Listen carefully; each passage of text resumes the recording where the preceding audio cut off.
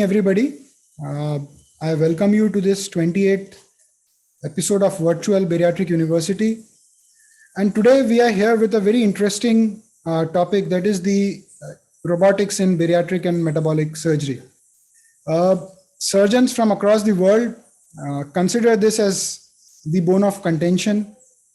They feel that some would say that robotics is too much of a procedure and it's something superfluous as far as the bariatric metabolic surgery is concerned, whereas there are others who would consider robotics as a very good value addition in terms of transferring that clinical benefit to the patients.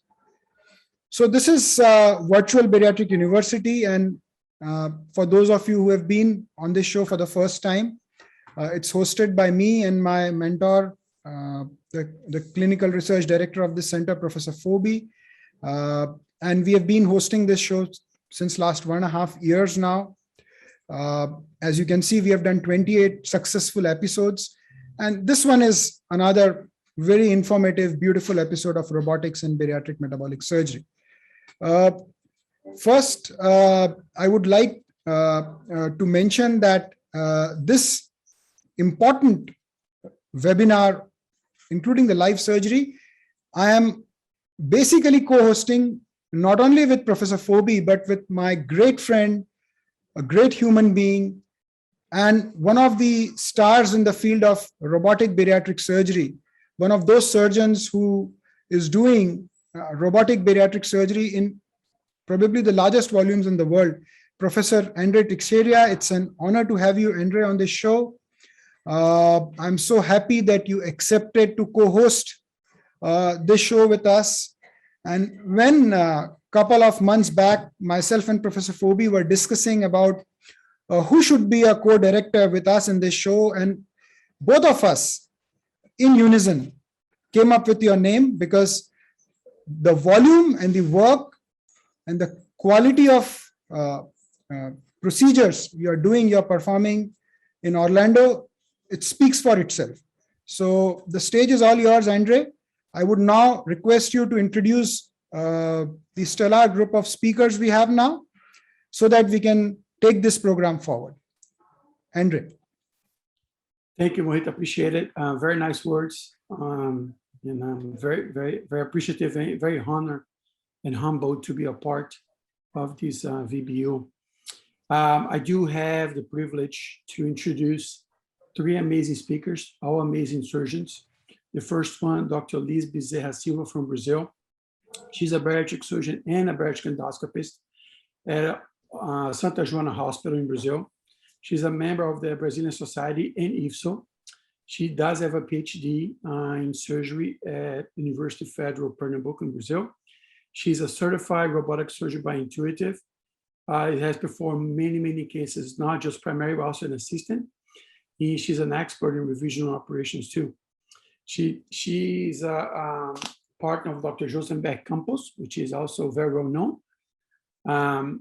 She's a very experienced endoscopic surgeon in treatment of complications, intragastric balloon, endoscopic sleeves. She has written many papers, many consensus in terms of guidelines or how to perform not just primary procedure, but also revisional work and endoscopically.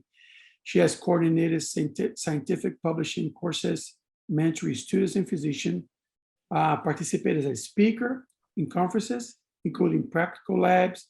She is a faculty of the IRCAD Rio de Janeiro, mostly in bariatric endoscopy. Our second speaker, Dr. Mohammed Ghanem. He's a bariatric surgeon at Orlando Health, United States, in Orlando. Amazing surgeon, which I have the pleasure to work with. He attended medical school in Jordan, University of Science and Technology. He did his residency surgery at Methodist Dallas Medical Center. He did his fellowship surgery at Orlando Health. And he currently is one of my partners. He does the same thing as I do, robotically, 100% bariatric surgery endoscopy. He has participated in several scientific conferences, lectures, publications, research. He's a member of ASMBS as an affiliate surgeon, and American Foregut Society as a member surgeon. And then lastly, Dr. Amit Taggar. Amit is a phenomenal surgeon in Tampa. He was trained by Dr. Taggar, currently MIS General Bariatric Surgeon in Florida Surgical Weight Loss Clinic Program. Selected for oral presentation of the SMBS for nasal fund application over rule on gastric bypass for intractable reflux. Key speaker for bariatric efficiency in revisions at SMBS Obesity Week. Key speaker at Connect Up by Intuitive Surgical 2021.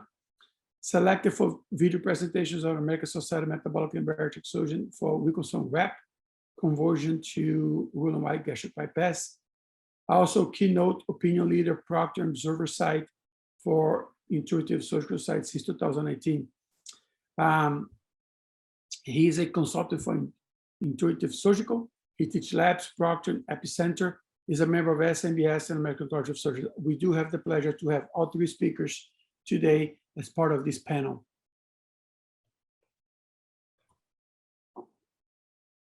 I should really appreciate that you have this stellar group of speakers. I mean, listening to their introduction as to what you handpicked, I think this program cannot be better. So I welcome all three of them. It's an honor to connect with them, in fact, and it would really be a learning to understand how they put forth the robotic scene in bariatric metabolic surgery. Just to give you an information, this is going live on YouTube, LinkedIn, Instagram, Facebook, and a lot of our Aussie members from India who are very intrigued by the kind of work all of you are doing are looking forward to listen, understand, and learn from all of you. I would like to introduce the panelists today, and nonetheless, they're also great leaders in the field, somebody who can throw a lot of light in robotic bariatric surgery in this field. We have Shaneeta Johnson from US. Shaneeta is a professor of surgery, chief of minimal invasive robotic and bariatric surgery, and the program director at Morehouse School of Medicine in Georgia. She's a chair of robotic and emerging technology at Grady Hospital, president of the Georgia chapter of ASMBS, board member of Women's Representative Georgia chapter of American College of Surgeons, executive board member of National Medical Association Surgical Section.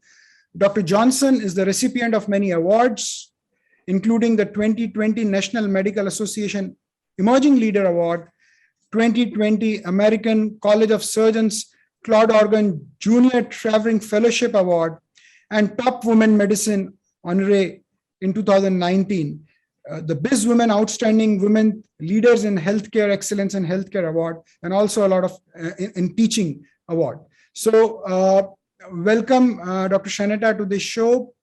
We are honored to have you, and we will keep coming to you to discuss about robotic bariatric surgery during the length of the program. Next, we are joined by Elias Chousleb from US. Again, Elias is a medical consultant at the Intuitive Corporation. He's a medical consultant at CSTAT Johnson & Johnson Surgical Skill Improvement Program. At the Olympus Corporation, the medical director and section chief of bariatric surgery and the Sleeve Gastrectomy Center at Jackson North, Miami Beach in Florida, is a staff surgeon of Department of Surgery in North Miami. It's also a staff surgeon of Department of Surgery at ABC Medical Center in Mexico City, member at large medical staff, Jackson North Medical Center. He was awarded the America's Best in Medicine in 2019 by American Health Council. He's a highly active member in the field of research, numerous number of publications, presentations, books, and chapters to his name, and a founding member of American Foregut Society, IFSO, ASMBS, and American College of Surgeons and Society of Gastrointestinal Endoscopic Surgeons. Elias, welcome to the show. We will come back to you and discuss with you all the nuances of this robotic bariatric surgery. Finally, me with Professor Phoebe, both of us, along with Andre today, hosting this show, the episode of Virtual Bariatric University based on robotics and bariatric metabolic surgery. Andre, I would now want you to invite our first speaker. So Elias can start the first session. Okay, so I'd like to invite, first of all, one of my good friends, Dr. Silva.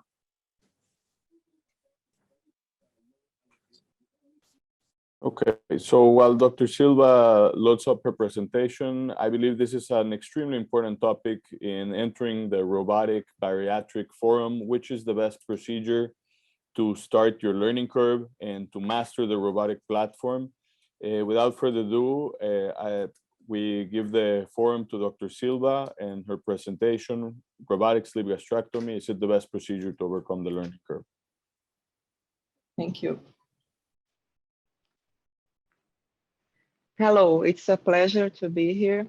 Thank you, Dr. Bhandari, Dr. Phoebe, and Dr. Teixeira for the invitation.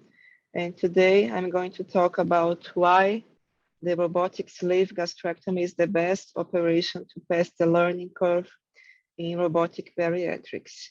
I have no conflicts of interest. This is my case mixed disclosure. So today I do mostly sleeve gastrectomies, and this is my team's robotic surgery casuistics. In 2019, we performed 105 robotic cases, representing 32% of all our surgeries that year. Of these, 31% were sleeve gastrectomies, with the 12% of revisional surgeries. And I don't have the data for 2020 because we had to spend a lot of months with no surgery due to the COVID. So why should a choose to have robots in their practice? So robots bring improved depth perception, improved dexterity and control, improved surgeon ergonomics, especially when you are dealing with super obese patients and revisional surgery, and also brings better patient comfort. So we see that our patients have less post-operative pain and they have a faster recovery. And we all know that bariatric surgery is a very demanding procedure, especially Roux-en-Y gastric bypass. It demands advanced skills such as trocar placement, dissection, energy use, hemostasia, stapling, tissue manipulation, suturing and needle control, intracorporeal knot tying, and dealing with multiple compartments. So the robot can decrease the burden of all of these tasks.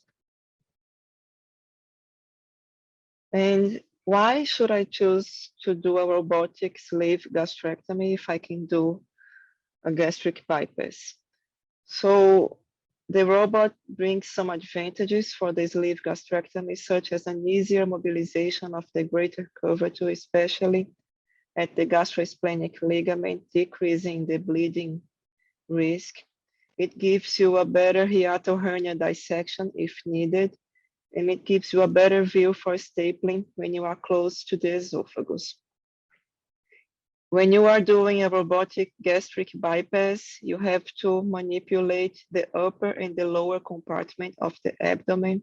So a sleeve gastrectomy is an easier procedure to start. It gives you an easier docking and easier movements of the robot.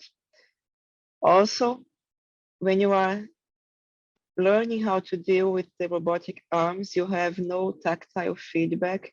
So a sleeve gastrectomy decreases the risk for intestinal injury. After you are familiarized with the robot and you have done some sleeve gastrectomies, it might minimize the learning curve of the gastric bypass. One issue is that you might need 2 skilled surgeons for using the staple device. So you have 1 surgeon at the console and 1 surgeon as a bedside assistant to do the stapling if you don't have the robotic stapler. So the sleeve gastrectomy steps involve dissection of the gastrocolic ligament, taking down the short gastric vessels, liberating all posterior attachments to the stomach, a complete dissection of the fundus to the left crus, stomach transection, and staple line reinforcement and omentopexy. So this is one of our first procedures. Here we are using a vessel sealer, which is a great instrument to do sleeve gastrectomies if you have access to it. The robotic harmonic doesn't have the articulation that the robots usually do. So the vessel sealer is an easier procedure to start using, but it is more expensive. So here you are practicing energy use. The vessel sealer decreases all of the bleeding rate. So the surgeon here can practice how to expose the stomach, how to move the camera, how to have control of all 3 arms. We don't have the robotic stapler, so here we have a surgeon, an experienced surgeon as a bedside assistant. So the console surgeon is leading the procedure and exposing the stomach, and the bedside assistant is doing a correct stapling. So this is good practice for both surgeons. And one thing that we also do that serves as good practice is the omentopexy. So here the surgeon can practice needle driving, needle control, and more precise suturing. And this is a part that if you have a fellow, you can have the fellow do this so they can start practicing with the robot. So the learning curve for robotic sleeve gastrectomy varies in the literature. Zaccharulis show a learning curve of 68 cases, as we can see in this graph below. But Villalonga and Romero show that about 20 cases are enough to pass the learning curve when you have an experienced laparoscopic surgeon. So this is the Villalonga paper, and they chose to start with sleeve gastrectomies because it is less technically demanding for the surgeon, and also it's less demanding for the team. And it can give the surgeon better skills in dissection, energy use, needle driving, and docking. So they saw that after the 19th case, there was no more variation in the operative time, showing that they had passed the learning curve. So the definition of learning curve usually uses time of surgery, but also some papers use blood loss, complications, length of stay, readmissions, and conversion rates. There are 3 phases of a learning curve. So the first phase is where individual steps are acquired and executed. So you can do this phase when you are still a fellow. So you can do some steps of the surgery so you can get familiarized with the surgery. The second phase is where execution is more fluid, so learning is accelerated. In the third phase is where a plateau is reached. But in some groups, we can see a curve like this. So Bustos, they show their learning curve for Roux-en-Y gastric bypass, and they saw that after the 11th case, they had overcome the learning curve, but they had a second phase at case 46. This also happened in my group. So after we feel comfortable with the robot, we start choosing more challenging procedures. So this is where the operative time rises again, and this is where you need to be cautious to not increase your complication rate. And how can I improve teaching and learning with robotics? So this was a survey done with some fellows and attendings about steps of the teaching, and this is about the bedside assisting. I feel that bedside assistment is very important when you are learning to deal with the robot. And these fellows, they express that they feel like bedside assisting is not useful. They feel that 2 or 3 procedures are enough to get familiarized with the robot. But it's important to know how to exchange instruments to dock the robot. When that goes fast, the whole procedure goes faster. Also, residents point that most procedures have portions that may be appropriate for junior residents. So if you are, for an example, doing over suturing, you can get the resident to do that so they can move faster in their learning curve. This is a very interesting paper where they show 2 series of different surgeons. The first surgeon was a very experienced laparoscopic surgeon starting his robotic career, and we can see that he had a longer learning curve. So he has more variation in operative time and he has longer procedures. And the second graph shows a younger surgeon with less laparoscopic experience and his first robotics case. We see that he has less variation in operative time, showing that he had a shorter learning curve. The difference is that surgeon number 2 was the bedside assistant of surgeon number 1 when he was doing his first procedures. So this paper shows that assisting may help you decrease your learning curve.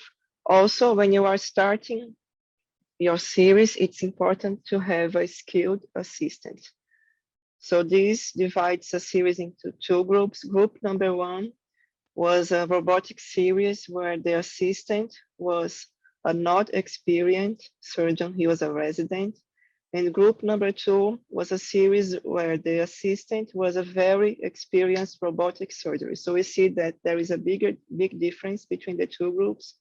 In the second group, the docking time is shorter, the consult time is shorter, the anesthesia time is shorter. So if you have a more experienced assistant, you may also decrease your operative time and decrease your learning curve. So a suggested robotic surgery training curriculums involve online tutorials, dry and wet lab sessions, using the simulator, doing the most cases possible as bedside assistant, and then you advance to consult surgeon.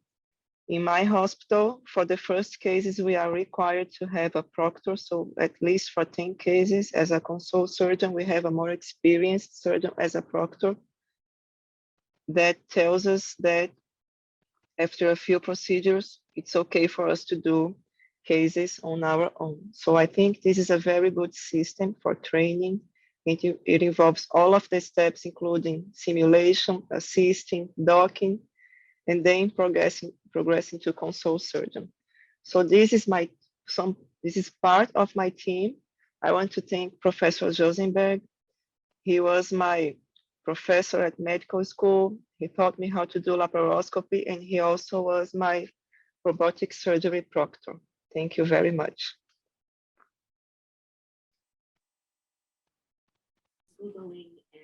Lyz, great presentation. So I agree with you. I think one of the best operations for you to start is a sleeve gastrectomy. Because I think the sleeve allows you to use the different instruments, allows you to figure out which ports you want to use, retraction, camera work, all of that. How's it been that transition for you from the laparoscopic to the robotic, and how did you do in a stepwise fashion? You mean myself or my group? Yeah, your group. Okay, because here in Brazil, we have a problem that the patients, they can get bariatric surgery with their medical insurance, but the robot has a fee, so they have to pay to use the robot. So at the beginning, we have to convince the patients why they should spend money on having a robotic surgery. So that's why we don't have that big of a volume, because most of the patients don't see why they should pay for it. So most of our patients are gastric bypass because we feel the robot is more useful for that. And most are super obese and revisional surgery. At 2019, we had about 30% of robotic surgery, which for Brazil is a very high rate. But in the last year, due to COVID, we had to reduce. And now we are trying to get the robot back again. But one of the main difficulties here is the money, because the patient has to pay for it. Thank you. Let me see if Elias, Dr. Chousleb has a question. I wanted to congratulate you on your presentation. I think you made some very important points. And I believe, at least in the United States, most of us, our practice has a higher volume of sleeves than any other procedure. And if you're familiarizing yourself with a new device, you have to do repetition in order to master this device. So you want to be doing it in a procedure that you're the most comfortable with and you're doing it the most, so that you can get good at it quickly.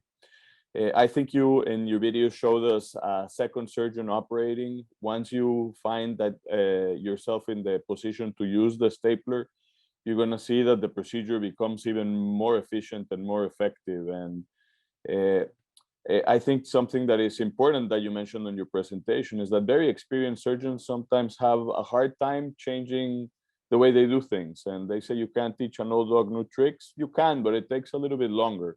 The younger surgeon may be more open to suggestions, to changing the technique, while the more experienced surgeon may have some reservations. And I think that's something that we need to get in our head. This is a tool that is going to help us do better, but we have to learn how to use that tool. We can't just expect to sit on the console and take 20 minutes to do a sleeve like we do laparoscopic after we've done thousands of them laparoscopic, but we haven't done any of them robotic. So I do think it's the ideal procedure to start if you're transitioning to a robotic bariatric practice, so that you can do the more difficult revisions and bypasses, duodenal switches, etc., etc. Yes, at first it was very difficult because we are a high volume center and we had to change and go back to having long surgeries. It was very exhausting for the whole team. So I believe that if you can start doing a simple procedure or only parts of like a gastric bypass, faster, it's going to be easier for the whole team. Dr. Johnson, you have a question? Thank you for a great presentation, Dr. Bezerra. I had a couple of questions. One, I want to play a little bit of devil's advocate. And when we think about training fellows, we have a specific amount of time that we're training them for. And I think one of the best benefits we have with the robotic platform is, of course, its use in suturing. So if we are training our fellows with the sleeve, how do you suggest that we now bring in the bypass and more difficult procedures? Do you think that we should just train them on the sleeves and make sure that they are efficient with that? Or do we need to make sure that there's a certain percentage of bypasses that they are exposed to robotically and revision cases as well? Well, I can say by my own experience, I assisted Dr. Rosenberg in his first 200 procedures before I got my certificate. And one thing that we have here in Brazil is that you can only sit at the console if you have intuitive certificate. So we can't train residents or fellows. They have to be an experienced surgeon. So we don't do many sleeves with the robot because the patient doesn't want to pay for it. So what we do here is that at the gastric bypass, after you get the certificate, you do small pieces of it. So first you do the gastric pouch. After you're comfortable, you do some suturing. So we try to make it less exhausting. So I did half of the bypass, Dr. Rosenberg finished it, and after I felt comfortable, I did the second piece, and after that, I started doing the whole thing. But the main difficulty here is that it takes a long time to get the certificate, so we only have experienced surgeons doing it. I don't see like that big of advantage of the robot for the sleeve for us, because if the patient's paying, we rather do the bypass, but I think both surgeries you can use to train the dissection, train camera control, suturing. We always do omentopexy in sleeve, so that's a good suturing training.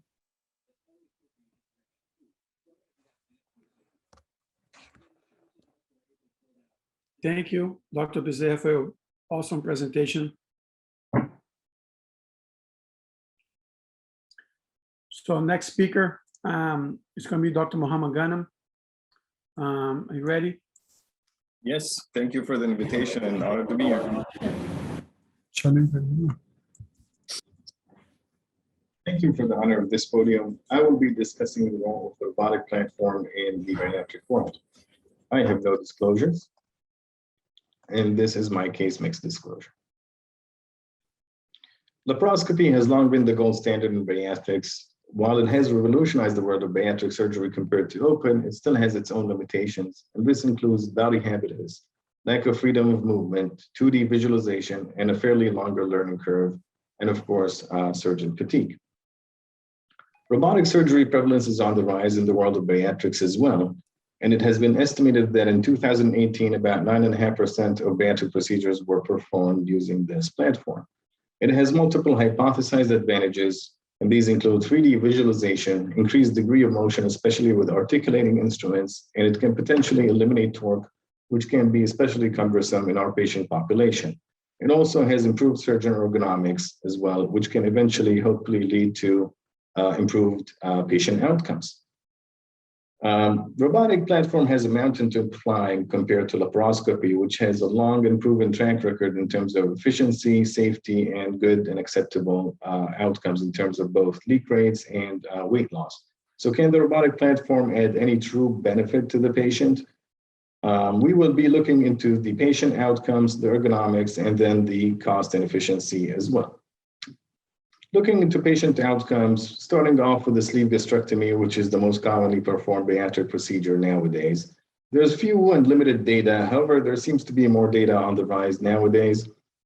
There seems to be an obsessive advantage of the robotic platform for this specific procedure, with tens of higher costs and longer OR times for the robotic platform.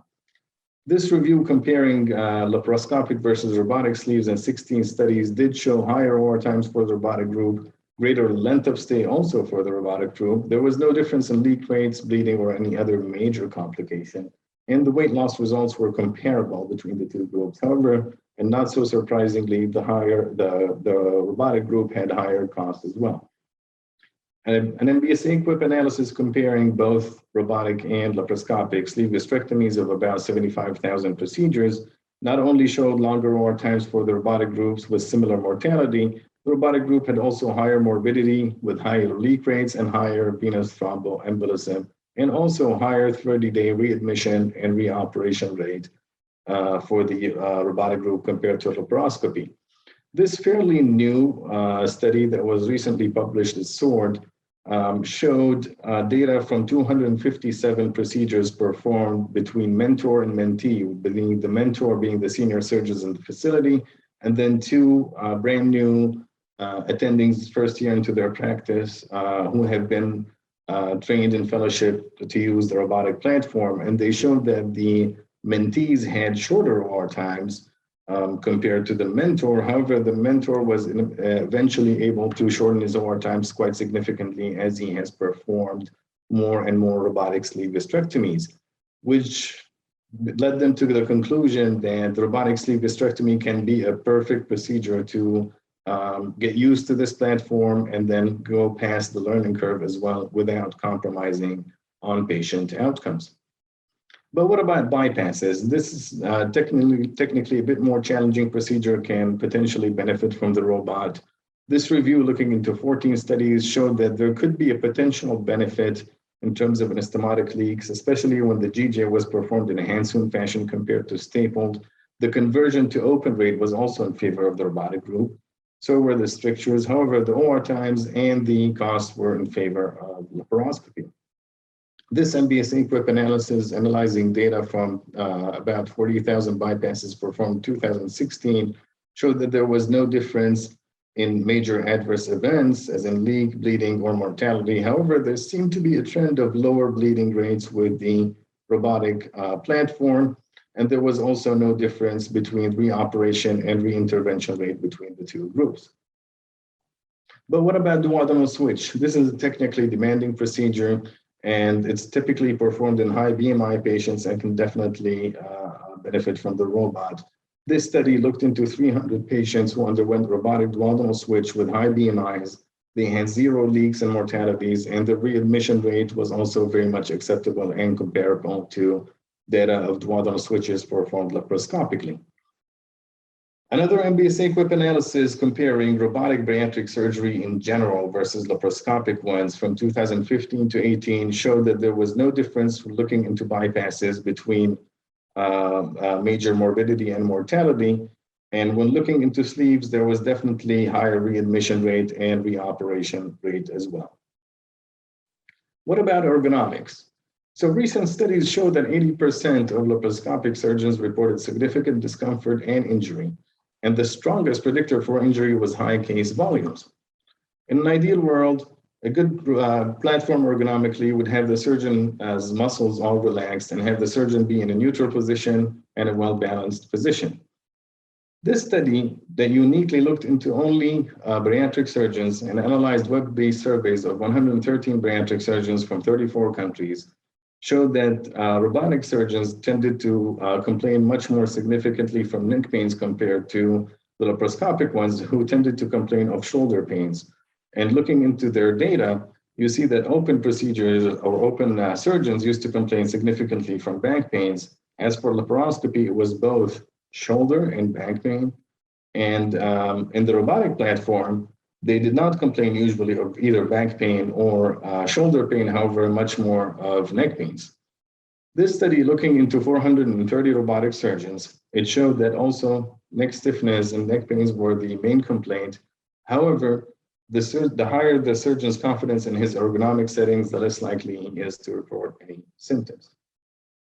This study or review looked into 29 articles, 15 of which looked into objective assessment tools and 14 looked into analyzed surveys as opposed to EMGs and objective assessment tools. And it showed reduced muscle strains with the robotics. However, yet again, disproportionate strain in the neck and trapezius with the robotic platform.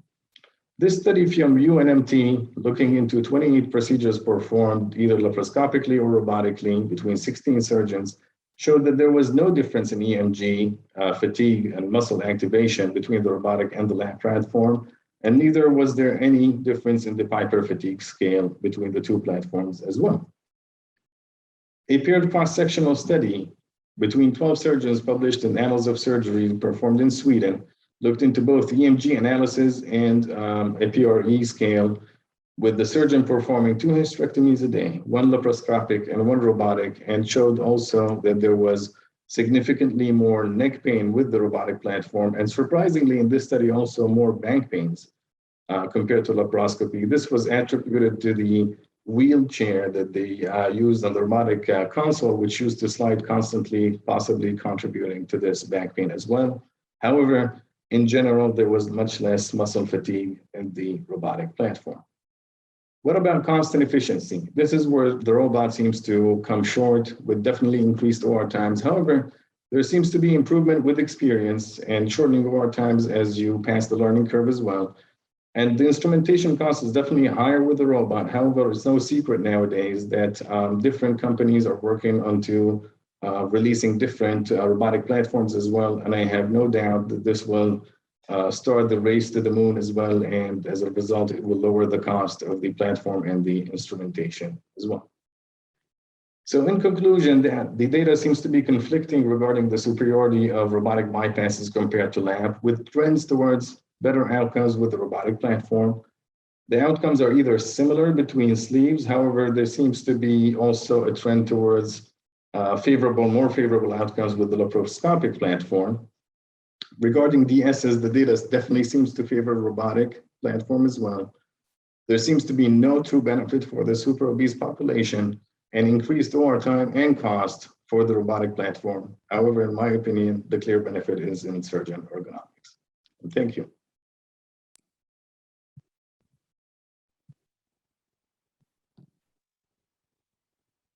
Okay. Great presentation. Thank you. Dr. Jesse, you have questions? Yes, thank you, Dr. Ghanem, for a great presentation. My question is about the costs. And we have heard a lot about the increased costs with robotics, but we don't speak a lot about the cost savings in the hospital side for length of stay, even PACU discharge. I found with my patients that my patients are being discharged from the PACU in a shorter time, and they're using less opiates in the PACU as well. So I wondered if you could speak a little bit to those savings. Right. So the data that I looked into and I presented actually did show possibly better outcomes when it comes to DS and bypass in terms of shorter length of stay. However, unfortunately, this was not replicated for the sleeves. As a matter of fact, if you look into the sleeve studies that I coded, they showed, most of the studies showed either the same or similar length of stay or most of them showed longer lengths of stay and more common readmission rates within 30 days with the robotic sleeves and all. So I don't think in terms of sleeves, I think it's going to be, we touched about it beforehand in the previous speaker, Dr. Silva. I think in terms of sleeves, it's not necessarily that much cost efficient in that sense, but it depends also, of course, on where you're doing it. Probably here much cheaper in the US or in Florida where we are compared to other places. But I don't think that is going to be replicable into other places, especially internationally in that sense. Dr. Ghanem, I'd like to ask you a question as well regarding ergonomics. It seems interesting that the ergonomics didn't completely favor the robot, in my opinion. In the studies that you presented, were these participants matched? Were their laparoscopic skills equiparable to their robotic skills, or were these very experienced laparoscopic surgeons that were new robotic surgeons, or the opposite? Because that makes a difference when you're sitting in a console that you're not used to. You may be in a position where you're suboptimally placed, and that's why you get neck pain, or you're sliding, as you mentioned, with the chair because you don't have the adequate equipment. So could you please comment on that? Yes. So I think, first of all, the performed studies did show a benefit after all, at least in terms of shoulder pains for the robot. The ones that didn't, say, look at the UNMT study that showed no differences. They did take surgeons that I believe were both well past their learning curve. However, they were from different specialties, which in my opinion makes a big difference, because if you're operating and suturing laparoscopically on a BMI of 60 with a lot of torque, that puts a lot more strain on your muscle than operating on a patient with a BMI of 21. That is one. Second, that study also looked into first cases only, so that to eliminate fatigue, which I think they did only purposefully by design, so that they don't have any confounding factors of being fatigued from the previous cases. However, in my opinion, if you look at it, a big part of the fatigue would also be accumulative over the day. Even if I do one laparoscopic case a day, the first case of the day, I'm going to be just fine. If I'm doing 5, and by the 5th case at 6 p.m., I'm going to be definitely, I think, more fatigued by then. So I think that's something that did not, or was not, sorry, taken into consideration with that particular study. And hence, we got the results that we showed that there was no difference in fatigue and between the two platforms. However, in my opinion, and you can see that more and more, that there's definitely a benefit with the robot, and it's seen in studies. Now, I do think somebody might argue that the neck pain, you're substituting the shoulder pain with neck pain with the robot. However, I don't think that the same amount of strain that was put on your shoulder from laparoscopy is the same amount of strain that is put on your neck from the robot. I do think that if you take a robotic surgeon, tell him, hey, okay, at the end of the day, what's hurting you now? They're going to tell you my neck. Is it going to lead to a significant injury like we see with shoulders? With laparoscopy, I think not. Dr. Johnson, you have another question? Yeah, my next question is about the super obese patient. As bariatric surgeons, I think we feel that there is some benefit in the super obese population, but like you, I've not been able to find any studies that have been able to prove that. But I think intuitively we feel that, we've eliminated the torque on the instruments and the torque of the abdominal wall for the super obese. So it's very surprising that we have not been able to prove this in the literature. And I don't know if you've heard of anything else. I saw what you mentioned in your studies, and that's what I found as well. There's really no proof out there about the super obese patient, yet we use it routinely. We use the robotic platform in the super obese patient. So in my opinion, and I was shocked as well looking into the literature, but in my opinion, that literature is shown in the DS literature. And if you do look at the DS robotic versus lap literature, the robot does have a true benefit there. They're showing 0 leaks in multiple studies with sizable N size as well, 300s and above. So I think those super obese patients in the United States are more commonly having duodenal switches done. And I think that's why we're seeing better results there. But if you do compare a super obese with a sleeve, for example, or a bypass, I think surgeons by that time have so much experience to performing it laparoscopically that while it might be much more exhausting to them to perform those procedures lap, the outcomes are still going to be very good either way. Good, Okay. great presentation, Dr. Ghanem. Now let's invite Dr. Amit Taggar to speak on this presentation. Thank you, Amit. Go. I'd like to thank IFSO, the organizers, as well as the moderators for this opportunity. My talk is about how to be efficient in laparoscopic surgery and convert to robotics with similar efficacy quickly. My name is Amit Taggar. I'm a community surgeon, bariatric surgeon in Tampa, Florida, at Memorial Hospital of Tampa. These are my conflict of interest and my disclosures. My case mix, I'm a majority gastric bypass surgeon. About 55% of my case volume is gastric bypasses. I mix between the other 45% with DSs and sleeves, and the rest of about 15% of my operation are revisional operations. Background on myself, I was lucky enough to be graduated my fellowship from UCSF Fresno under Dr. Kelvin Higa, in my opinion, the best minimally invasive surgeon in the world. This was really integral in my part and my journey in robotics. He really taught me the proper surgical techniques and the way to think about bariatric surgery. I went to a high volume practice center in bariatric practice in South Florida. I did about 500 cases a year. Once again, this is very important for my journey because although I had good technical abilities, without experience and the N, it's pretty hard to take those technical abilities and be able to be efficient. On that practice, I was doing bypass revisions, sleeves, DS, SIPs, and SADIs. So this really made me a very proficient laparoscopic surgeon. At this point, I have not touched a robot in the bariatric standpoint at all, nor have I done much general surgery on the robot as well.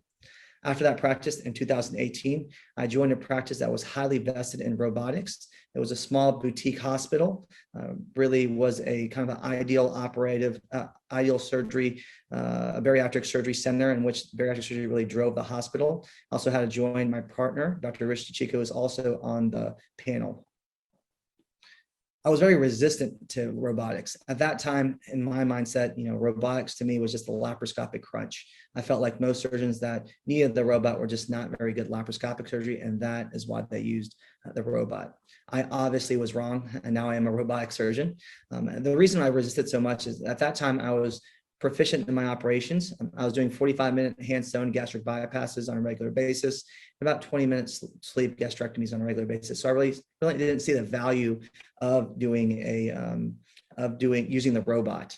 I had to change, or I wanted to change, secondary to one being a persistent robotic rep, Scott Erickson. Although I tried my best not to get on the robot, he was really persistent and told me where there were times.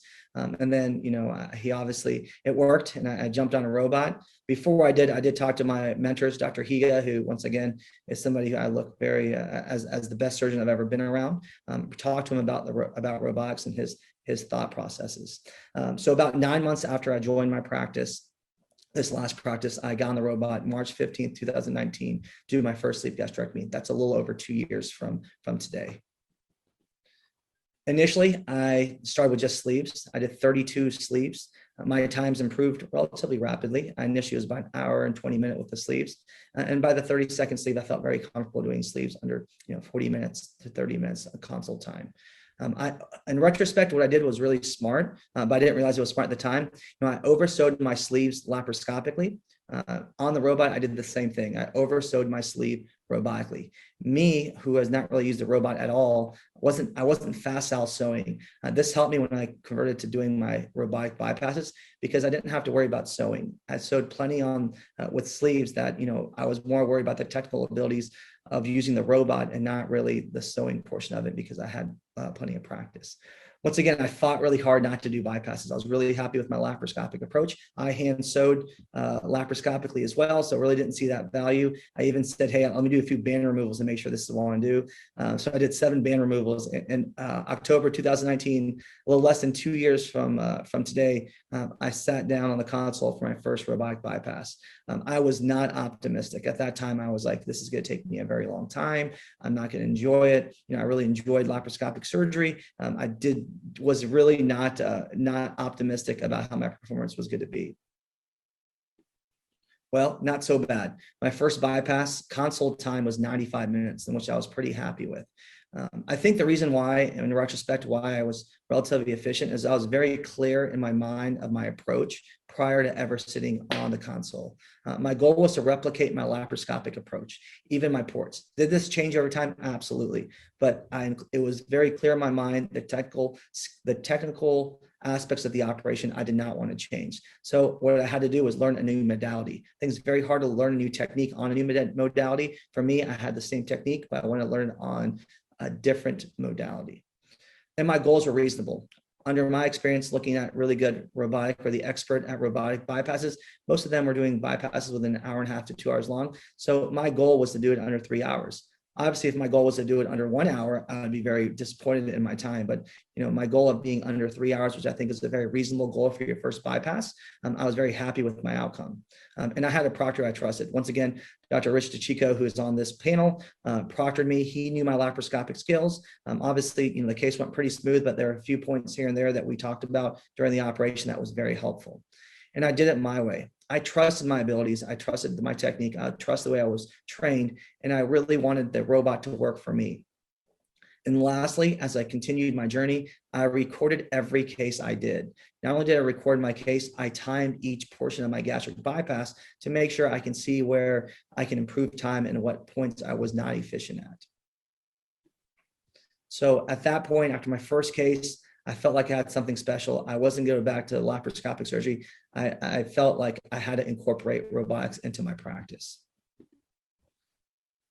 So I watched a lot of my videos. I probably watched video daily in an hour or two of my operations. And I realized the hardest part for me was creating the pouch. It took me a little bit of time to understand why it was hard and how I can improve that.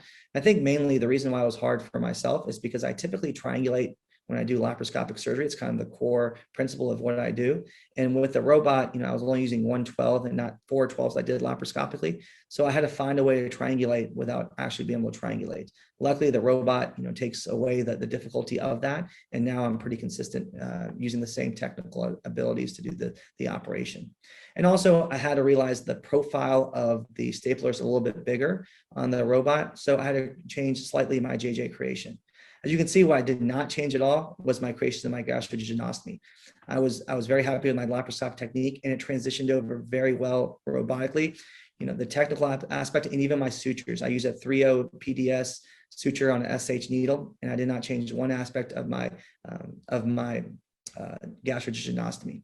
Once again, I watched a lot of video, not just videos of myself, but videos of other surgeons I respect as well. And then there's great Facebook pages such as Robotic Bariatric collaboration pages where I shared my video. I think my 5th bypass, I was around an hour and 1 minute, and I shared that video, and I got a lot of constructive criticism, and it really helped me moving forward. Because being efficient isn't doing one fast case here and there. It's being able to do every case, regardless of difficulty level, consistently efficient. And that's what I think efficiency is. It's not being able to do one case in 40 minutes and the next case in 3 hours. It's able to keep your operative times in a relatively consistent manner. I broke down every step of every operation. As I watched my video, there were glaring areas of weaknesses, which I looked at and had to think about, and I improved. One huge aspect of what I did is I had, from March onwards, I touched the robot every week. I never had a week, unless I was on vacation, that I did not touch the robot.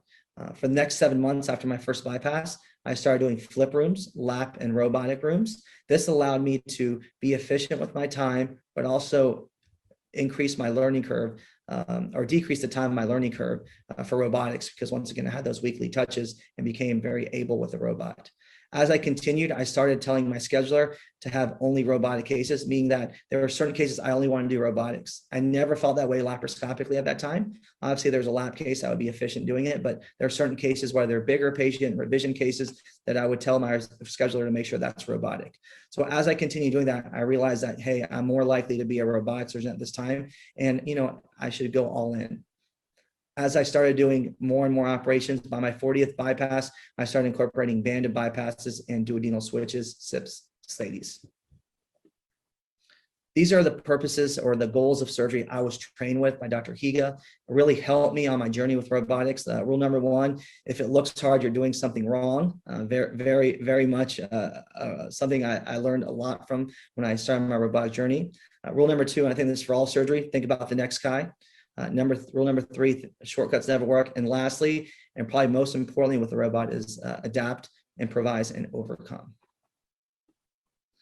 This is my case volume and efficiency. Of note, when we look at bypasses and sleeves, we at our institution don't look at hiatal hernias being any different. So when you look at 117 gastric bypass, that includes a couple things. That includes bypasses with hiatal hernias, band to gastric bypasses. The bariatric revisions that we did are basically second stage duodenal switches. But if you look at my times to the right, my initial times are about 93 minutes first quarter. Then I got pretty fast quickly down to 53 minutes. Then I started incorporating a little more. We do preoperative endoscopies in all of his patients. So I incorporated bypass with hiatal hernias, as well as band to bypasses at that time. And you can see an increase in my curve, both on my sleeve and bypass. But around that 2020 Q3, so that's about 1 year after I started doing bypass on the robot, I got it. That's where I felt my learning curve really went down steeply. And now to date, if I have a normal gastric bypass, it's about 50 minutes console time. Bypass with hiatal hernia, about 65 minutes, and bypass with a band bypass around 1 hour and 40 minutes. And those are similar times when I do sleeves, although I don't do very many band to sleeve, secondary dysphagia and reflux. Advice as you start: make the robot work for you. If you're happy with your laparoscopic skills, don't feel like you have to change your entire technique in order to be robotic. Use those skills and make it work for you. There's no reason the robot will slow you down. Will there be a learning curve? Of course. That learning curve doesn't have to be 1,000 cases. In my instance, it was less than 200 cases. Stick to good surgical principles. For me, the way I sewed, the way I triangulated, these are things I was trained, and I wanted to continue those as I got on the robot. Stick to those same principles that made you a successful laparoscopic surgery. And as you continue, don't hesitate to change. If something's not working, if something's difficult, look at other people's videos you respect and change those things to make it a lot easier for you. And make sure your staff knows your goals and what you want out of the room. Efficiency was really important to me, so my entire room understood that this was a part of what I wanted to do when I was converting to robotics. What improved from laparoscopic to robotic? I think one, and probably the most important thing, is I'm much more consistent. Although I could do a really fast laparoscopic bypass, if a patient had a really tough body habitus, I could spend twice as long doing that case. With a robot, I don't have to worry about that. I know pretty consistently when my day will start, obviously, but most importantly, I know when my day will end. If I have 2 or 3 bypasses and 2 or 3, switch and a few sleeves, I know pretty much when my day will end. The patient variables don't matter, whether they have metabolic syndrome, whether they have really high BMIs. It really doesn't make a big difference. I'm much more relaxed. Laparoscopic surgeries, obviously, when there's tough cases, you're pretty tense and pretty focused. If I get a little bit stressed out during a case, I can always take my head out of the console, take a deep breath, and proceed.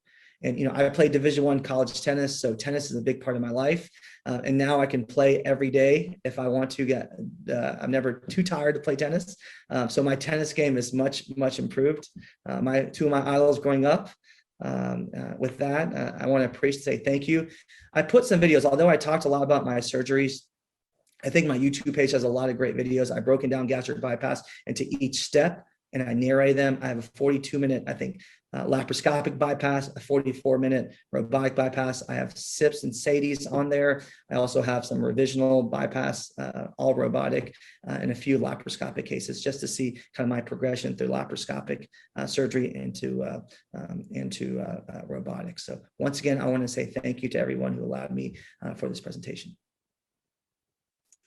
Thank you, Dr. Taggar, for this excellent presentation. I think you debunk the absolute myth that people that don't know how to suture need the robot to suture. And I don't know you personally, but I followed your videos on the different platforms, and your technique is impeccable. I think he gave extraordinary pointers on how to start, how to not get frustrated with with starting your bariatric robotic practice, flipping rooms is something that I started doing at the beginning as well, until my team got confident where you don't overwhelm your team, you don't overwhelm your staff, and they'll work more efficiently for you so that you reach the point of efficiency that you want.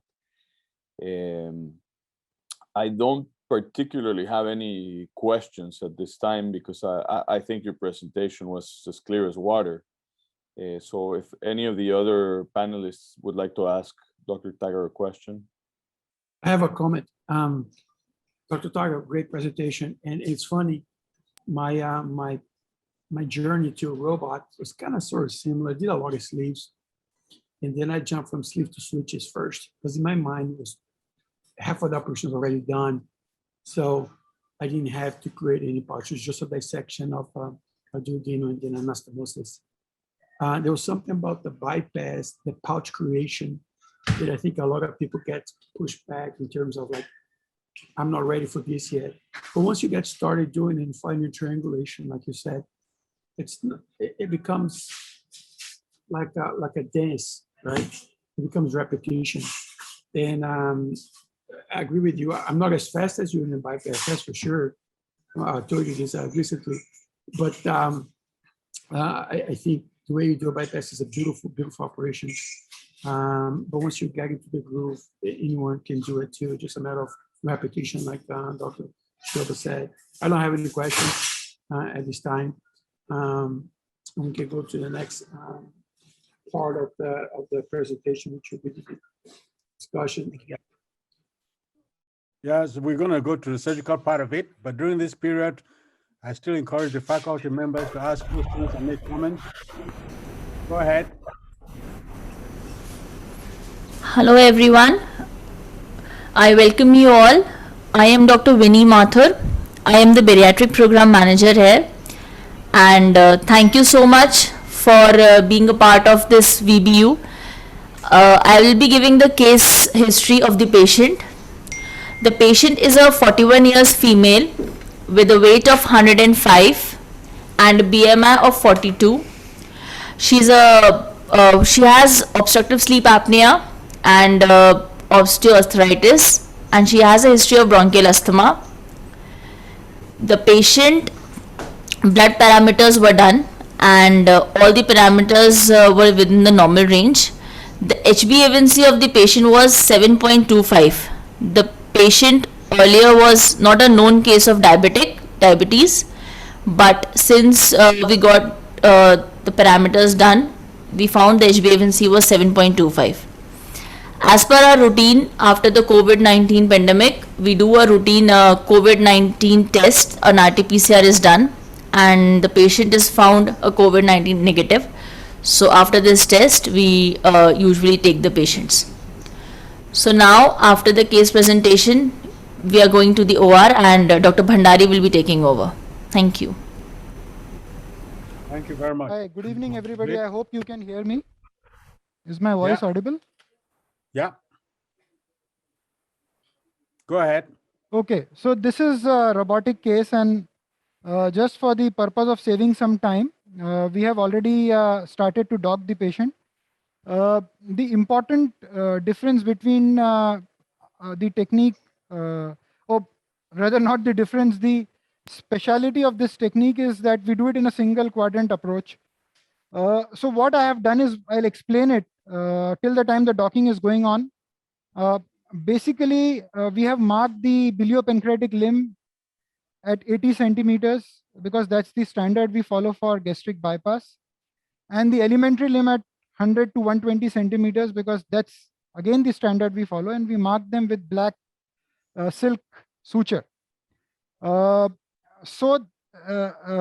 We marked it so that when we dock the patient in the steep head up position, the bowel can be easily picked up for the anastomosis.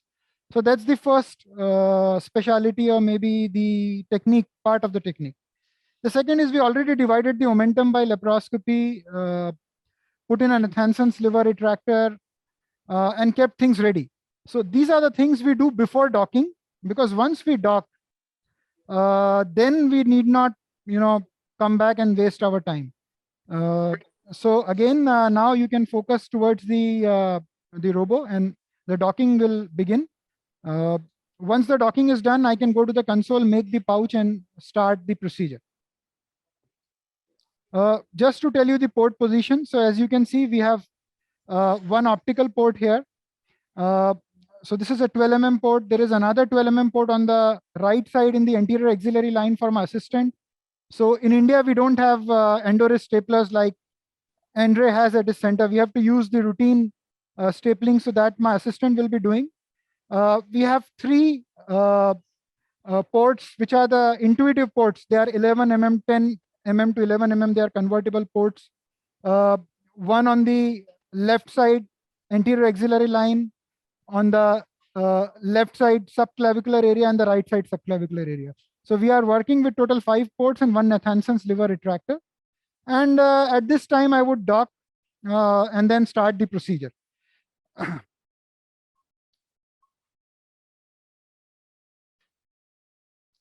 I would just, till the time docking is going on, let me take you through the group of instrument sets I'm going to use. Can you bring the camera here? So, we are going to work with 4 instruments today. So one of the instruments would be a large needle driver. The other would be a cardiac forceps. The third would be a hook, and obviously a harmonic, which we'll be using by Da Vinci. So these are the 4 instruments principally we'll be using. Just to save cost, I work with 4 instruments. A large needle driver and a grasper, which is a bipolar grasper, is something which I use the most, because that serves multiple purposes. A bipolar grasper can help in coagulation, help in like a grasper while we are suturing, and a large needle driver can help me suture. I could avoid the use of harmonic here, because we use very minimal harmonic in gastric bypass. Omentum is already divided. We just need to, open the pars flexida, because we do a pars flexida pouch and a pouch first in a gastric bypass. So we can still avoid the harmonic in use just to save some cost. So large needle driver, a hook, a cardiac forceps for retraction, and as I said, a harmonic. These are the things with a bipolar grasper, which can add both as a one of the graspers for holding and for hemostasis. So that's what I'm going to use. I think the docking is already done. Can you say so? Docking takes around 2.5 minutes at our center. We already docked. And now we can introduce the instruments. I thought the lectures went by a little fast. Usually we would have docked it completely and kept everything ready, but that's fine. We will try to expedite as much as possible. So this time the camera port would be introduced, and I'll have images from inside the laparoscopic or the robotic view from the console. While you're doing that, I would like to ask Dr. Taggar, do you share robotic equipment with any other departments, or is strictly for bariatrics? One more time, Dr. Phobie, say that one more time and I can get you. Amit? Yes, sir. Dr. Do you Phobie? share your robot with other departments, or strictly for the bariatric department? So we share with other departments, but we work in a pretty small hospital. We're only 188 beds and we're pretty lucky. We have 10 ORs and 4 robots. So, we end up having we have 2 robots, each, me and my partner operating the same days. So we have 2 robots each day. So we're pretty lucky to have that. Okay. Shaneeta, how many robots do you have in your institution? 1, 2, 3? And do you share it, or you keep it with the bariatric department? Dr. Johnson? Unmute. At all of the hospitals that I work at, we share the robot with urology, gynecology, and it varies. There's one hospital that has 3 robots and 27 operating rooms, and another that has 18 operating rooms and 1 robot. And it's very, very tough to get time on the robot there. Dr. Taggar, how did you get your hospital to invest in 4 robots? So when I first joined the practice, is already very heavy vested in robotics. Dr. DiCicco was there. We work for a hospital company that's vested across the country with robotics. I work for HCA, so they're very vested in most places in robotics. Bariatrics drove the hospital, and they kind of saw a lot of other things going on. So we had 3 robots when I got there, and then I got there and we realized we needed 1 more robot for us to become fully robotic. And in the beginning, I was all laparoscopic. And as I kind of, made my evolution, the hospital has been great with really allowing us to have what we want to be successful, because they're also seeing the 30-day outcomes improved. They're also seeing, less bleed rates. There's multiple other things they're seeing on the back end. They just had the foresight to realize that they buy stuff on the front end, it might help them in the long term. I don't know what I'm missing. What is the difference in the cost between a typical gastric bypass robotic case and a laparoscopic case? Cost. Yeah, I'll tell you about my cost difference, because this was a big, my last practice I was at, I was pretty much a private pay surgeon. So cost was a really big importance to me. So then now that I came here, I really did a lot of, before I went to robotics, that was my big knock on the robots. The cost is so much more. I don't use any buttressing, nothing like that. So for sleeves, it was about $800 more. Once again, if you see, I had better bleed rates and better 30-day readmits. So that kind of improved that portion. For my bypass, it's about $1,100 more, not very much difference at all. And once again, I don't use any differences in, and I don't use anything extra, for my bypasses at all. So that's just straight cost. So Dr. Fobi, go ahead. Those are great questions. Cost is I think depends where you are, which hospital you're working for. Like, for example, a duodenal switch is cheaper for us to do robotic than lab, right? Just the OR time. We do a full traditional switch in about 52 minutes, 53 minutes, give or take. So it's pretty standard for us. We looked at all of our sleeves. Our group have done probably close to about 2,000 sleeves, give or take, robotically. And actually, when we look at the cost on that, we saved the house about close to $1 million. So overall, it was actually cheaper for us to do that. We have, Orlando Health has 28 robots, and we have a dedicated bariatric robot for us. We only have 1 room because we have thoracic, colorectal, urology. Everybody's doing robotic. We have 7 service lines here doing 100% robotics now. So that comes into play. It depends on how much the hospital is invested, and they can see the value for it, because there's other values to it. It's not just the cost itself, right? So just want to point that out. Well, here in indoor where Mohit is, as he's docking, I hear you guys talking about robot. We do about 100 cases a month at this facility. What I've found different in doing robotics is the consult time is reduced, but the turnover time from one patient to the other with a robot is markedly increased. So when you guys are talking about the time, are you talking about the consult time or the time when the patient comes in the room, the docking and the undocking and everything else? Well, that's a good question, right? What we talk about time, we're talking about your operative time. I can tell you that wheels out to wheels in our institution is 22 minutes, 1 room, which is pretty fast, right? So the robot shouldn't make you faster or slower in terms of your turnover. It's all about the team effort. And I know you guys have an amazing team over there. I don't think it has to do with the robot. The difference is you're docking on an SI, right, versus docking on an XI. The docking on the XI is a lot smoother and faster than the SI, because I saw your ports are an SI port. It takes a bit longer to dock. I see that because I noticed when you talk, I was trying to place that in line of what Mohit does regularly with the robot. Mohit, are you busy? No, I thought you are busy in discussion, so I No, did not disturb. So we no. already started. So as you can see that we are making the pouch here. And what everybody would have noticed that I saved on some cost by not using the robotic harmonic. So, we try to work. So this is the only place where we're going to need a harmonic. As I already said, we divided the momentum before docking. So we don't need a harmonic there. Minimal use of instruments.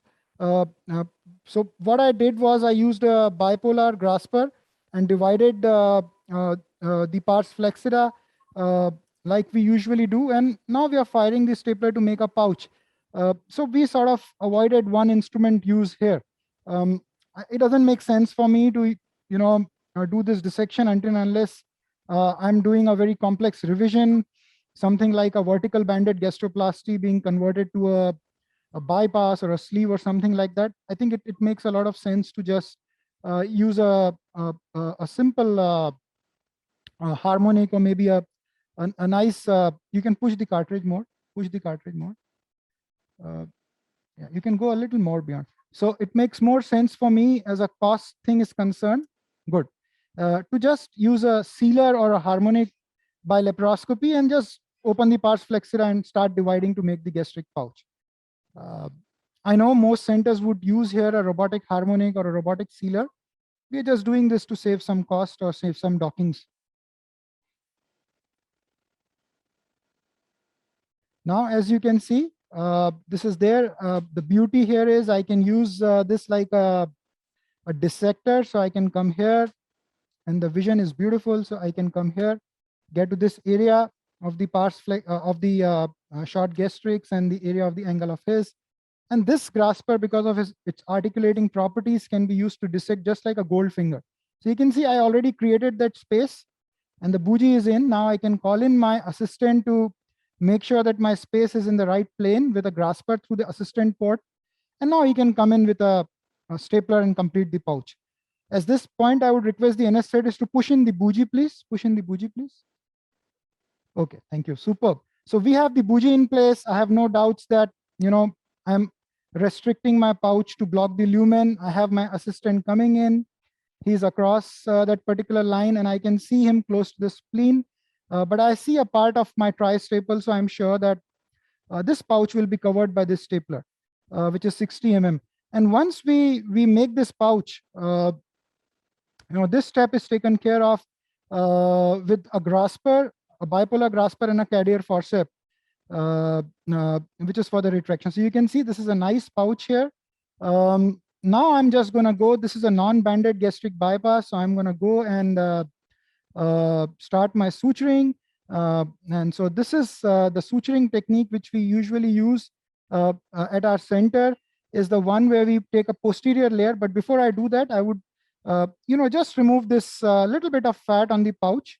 So and this can be done by using a robotic harmonic or very simple use of simple external harmonic which can be used. So come in with a harmonic and remove this fat. So you can see in the PIP the sort of message I wanted to give, that this part can be taken care with the harmonic from the assistant port also. It's a very simple step which need not require a robotic harmonic. So I'm just removing this. I have the path cleared. It's okay. It's done. Okay, you can take some more. Take this. Can you push the bougie, please? Push it more. Okay, good, nice. So as you can see, I have cleared a little bit of fat from that area. Now what I can do, I can change my instrument to a large needle driver like I've done. And as I said, before doing the procedure, I marked my BP limb. So my BP limb, as you can see, is marked here. This is 80 centimeters and it is hitched to the left subcostal area. And similarly, I marked my elementary limb also at 100 to 120 centimeters. So this assists that even though if the position is steep head up, I don't have to sort of change, dock, undock, and waste my time. I just directly come, take this, and my assistant can hold it with a grasper. This is very simple. I can come and take a, so I'm using a quill suture here. A quill can be used, or Stratafix can be used, whatever is convenient to you. The point is that the suture is a barbed suture. So we were using Vicryl and silk, but then we felt barb suture makes the assistance a little more easier because I am alone handling it, and for tightening all my sutures. If I have a barb suture, I always felt it more easier as compared to silk or Vicryl. So I conventionally use it. Sometimes when we use a Vicryl or silk, I feel in hands of certain surgeons it works better. But I'm very happy using the barb sutures, and we have been using it now. We bought this robo in 2013, and we have been using it since that time now. So we are mostly happy using this suture. Sometimes what I realized is that this particular suture, like V-lock, which we used by Medtronic, had certain issues. So then I stopped using the V-lock sutures because we had some of the cases where it eroded inside the small bowel. It eroded inside the stomach because I thought it's a little more traumatic as compared to many other sutures. So we stopped using that suture altogether. But Quill is one suture where I am convinced that it's good. It has a good amount of role in providing the safety to my anastomosis, and that's why I use Quill nowadays without any problem. Can you hold it for me? Just hold this for me. Dr. Shaneeta I Johnson, have a question. I have a question for you. You are in a residency program, and as you can see here, Mohit has a very competent assistant. How do you manage when you have to have fellows assist you? Are you as dependent on them as he is on his assistant here? Yes, I mean, the person at the bedside is very important. And then also getting them from the bedside to the console in a graduated fashion is also very important. I remember Dr. Bezerra's talk about the bedside assistants with the residents and the fellows, and I have the same issues. They do not like to be at the bedside at all. They want to get to the console. But it is quite a dependent process Can I have here. another needle driver? Although it is not working that properly. is by I need another design, needle driver. It is not working properly. That is Yes. by design, because the I robot need a new allows one. you to This is have not working additional properly. hands. So technically, I don't need an assistant very much, but I'm trying to train the next group coming through. So I do utilize them quite a bit more than I would if I was using a surgical assistant that was not a resident or fellow. Nah. Okay. Andre, are there, I know there are staples now that have been invented just for the robotic procedures. Are you using any of those? Andre? Dr. Teixeira? Yes, sorry. Could you hear me? Yeah, I can hear now. Okay. Got cut off. I was asking that I know that there are staples that have been invented mainly for robotic procedures. Are you using any of those? Yeah, so we use, so my procedure is 100% robotic, form 60, since 2018 actually. And I really enjoy what the information that the stapler gave us, the compression and stop and the thickness of the tissue. And I really trust that feedback. And that's what we wanted, right? Because before we were firing blue or green because that's how we learned in fellowship. It wasn't really because of what the tissue really was thick or not, or the data show, etc. So to me, I think that robotic stapler short form had made a difference in terms of truly changing what your which stapler should you use, right? What color should you use? I don't know if Elias, Dr. Chousleb, do you think the same thing? Because I know you've been using more and more of the short form.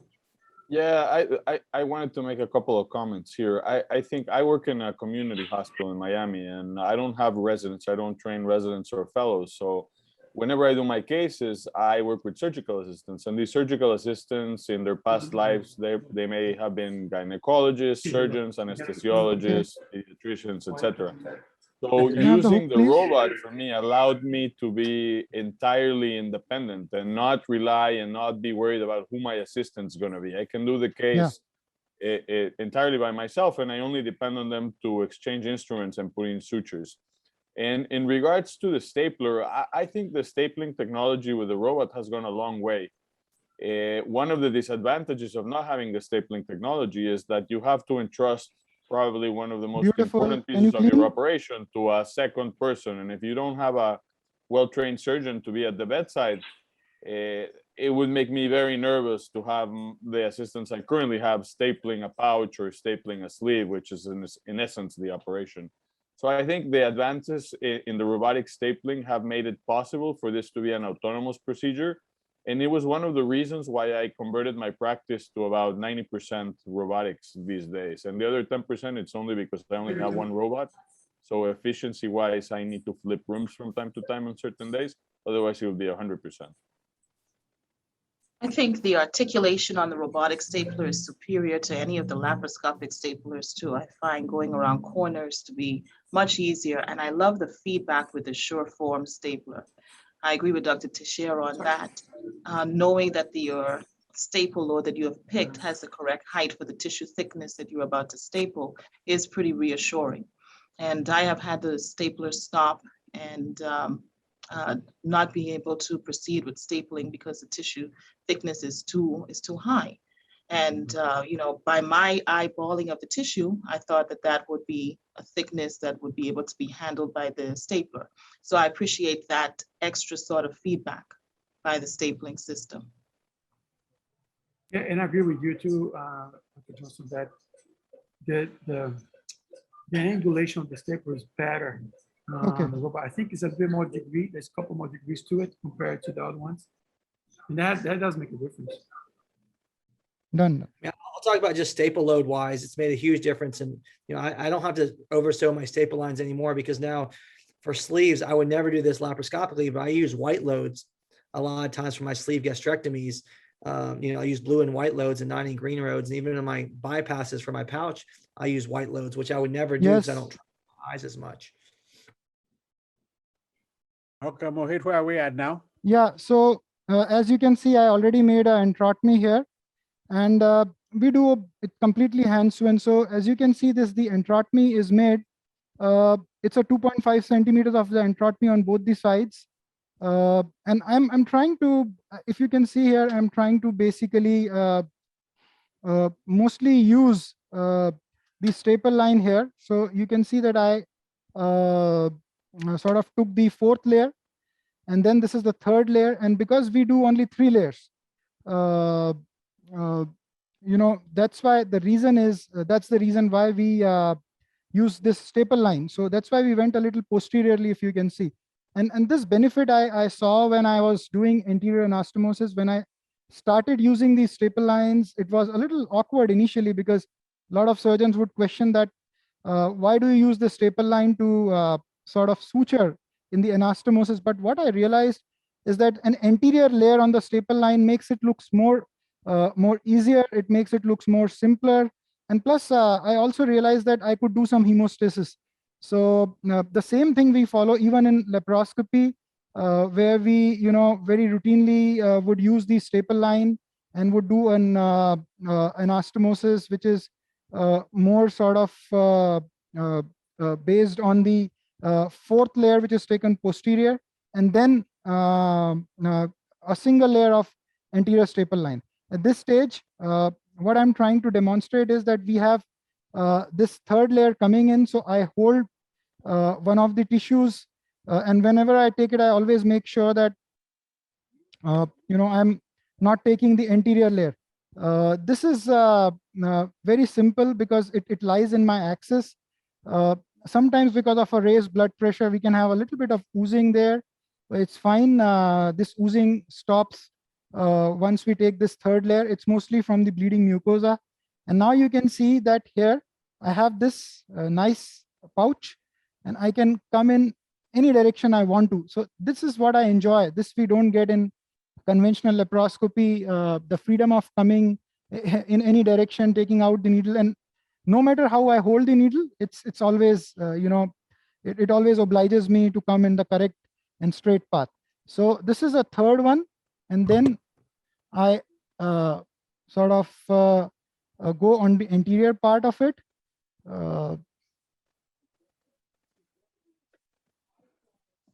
So this secures one part of the corner, and then I can again start to suture from the other corner. Mohit, can I ask a question? Yeah. Go ahead. So, because you guys have such a high volume, which is phenomenal, have you noticed in terms of ulcerations or marginal ulcers, your step anastomosis versus your hand-sew anastomosis comparable? No, I think decrease? most of our anastomoses are staple. We do very less hand-sewn anastomosis. Only in robotics. In conventional laparoscopy, we usually use a staple line and then close the enterotomy with the suture. And I'm more of a user of a endo-stitch device, almost 100%. So endo-stitch device using Polysorb, our rate of marginal ulcers in gastric bypasses are very low. Our rate of marginal ulcers in one anastomosis are pretty high, in tune of 10%, but I don't think that has to do anything with the technique which we adopt. Right. I think it has more to do because I think one anastomosis is a procedure that exposes the gastric mucosae to a lot of parietal cell mass, and that's the reason why we have a lot of ulcers. Not per se because of technique, but if you talk about the technique, all my robotic gastric bypass, when we are doing hand-sewn in this, no, not a difference noted in terms of marginal ulcers or anything, never. For all of you experts in robotic surgery, do you usually use this technique, which we call the Brazilian technique of bringing up the loop, creating the gastroenterostomy before transecting? Or does anybody do it like we old surgeons used to do, transect the small bowel, do the enterostomy before bringing up the loop? That's a good question, Dr. Fobi. Laparoscopically, I do the traditional way, but then robotically, I found to be easier to do the omega loop technique, right? The Almin Ramos technique. Yeah. Just because of, I think keeps everything on one quadrant. What about you, Dr. Johnson? Same thing? No, I have continued with the way that I do it laparoscopically. So I did not change my technique. So you transect the small bowel, do the enterostomy, and then bring up the loop? That's right. Okay. What about you, Dr. Taggar, Amit? Yeah, so I do the Brazilian technique. I actually started doing it laparoscopically back in the day initially. So I had a lot of talk about doing it. You know, there's a video of a Rouaneau done that way, which has always kind of haunted me because of that same way. I know Dr. Higa used to always present that Rouaneau. So I'm pretty anal about making sure all the right limbs coming up. But I transitioned over when I was doing it laparoscopically, watching my partner doing the omega loop, just because I'm never too high or too low laparoscopically. And I've transitioned that over pretty successfully robotically, and that's how I do every one of my cases now.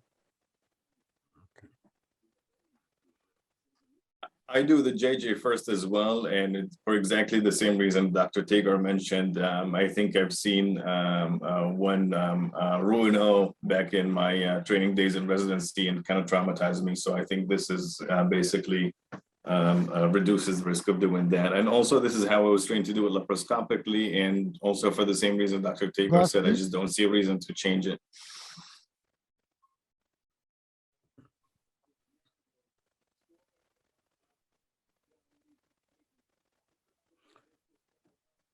The Lyz Bezerra Silva talked about the cost difference in charging the patients. What do you guys do in your practice? Do you charge patients differentially, whether they have a robotic versus laparoscopic? And I don't think about the difference.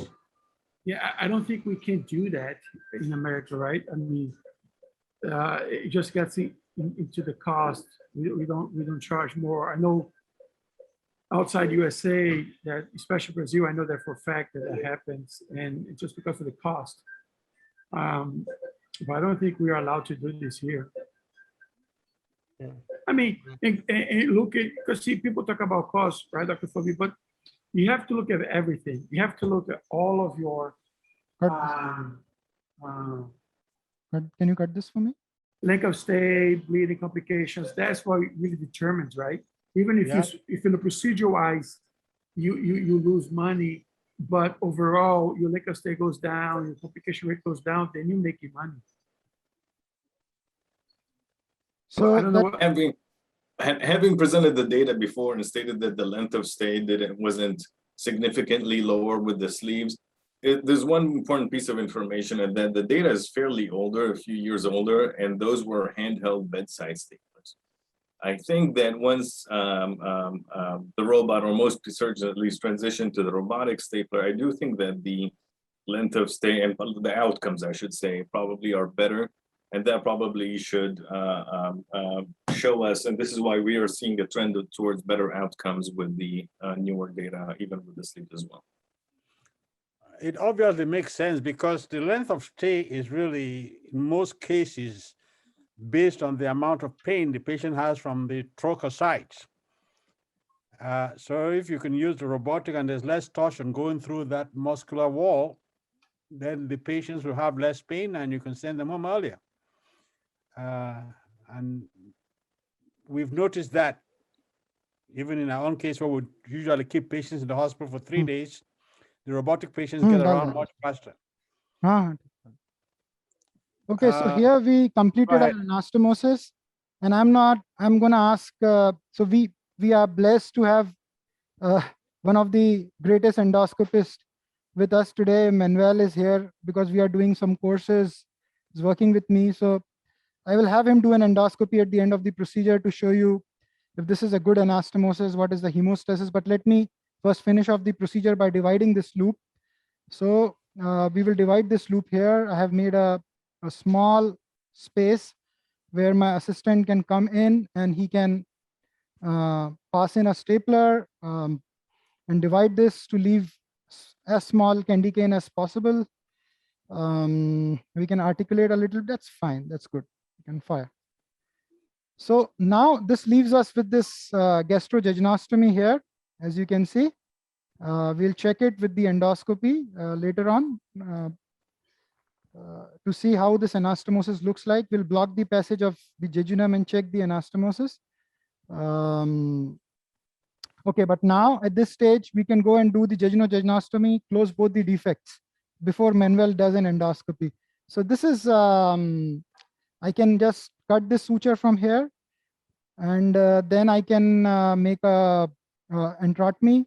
So this can be done by the hook, or my assistant can come and do it with the harmonic, whatever. I mean, that's whatever saves time.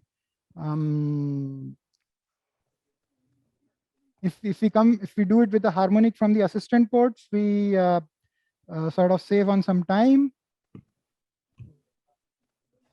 And we can use hook, but again, that if you use a hook, you may have to, change the docking and change the instrument, bring in the hook instead of a large needle driver, and that's what I want to avoid here.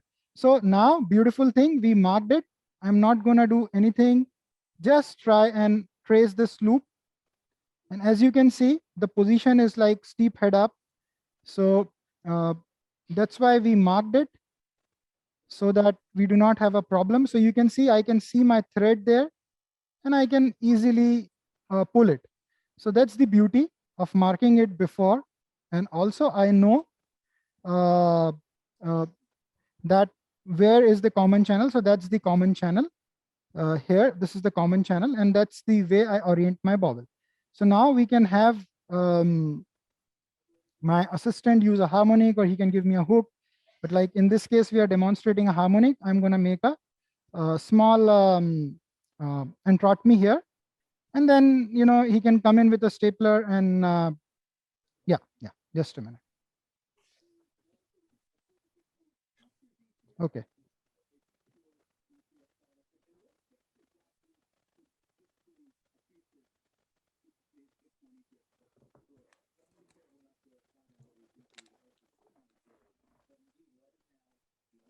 Okay, so then we can come in with a stapler and do the enteroenterotomy.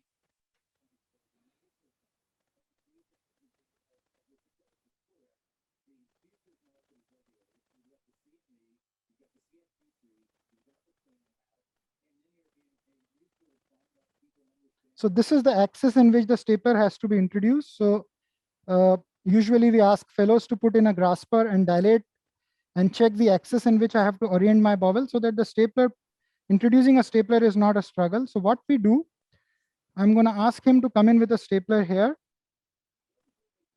just like that. So I give a counter traction and then I can leave this and help him straighten up the bowel. So what simply I can do is just straighten up this bowel and align it in the direction of his stapler. We have to be extremely cautious when we do this step here. There is no tactile sensation. A trauma to the bowel is very common and that can happen, which should be avoided at any cost.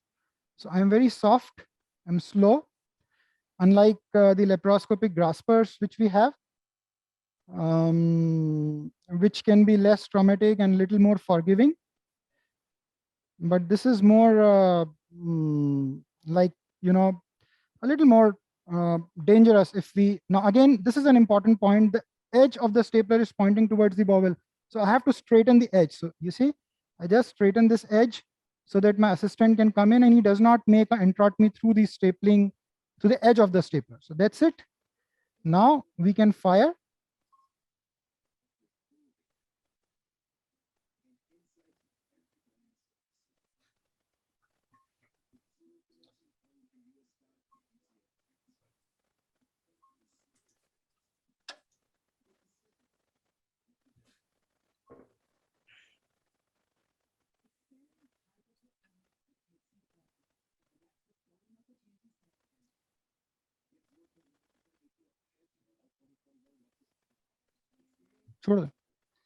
And now I can sort of close this defect by using a suture.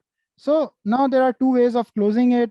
One can close it this way, but I usually prefer closing it the way I close in laparoscopy because I do not want to sort of reduce the length of the lumen. So what we do is we position it this way, and then I can come in with a suture and close it.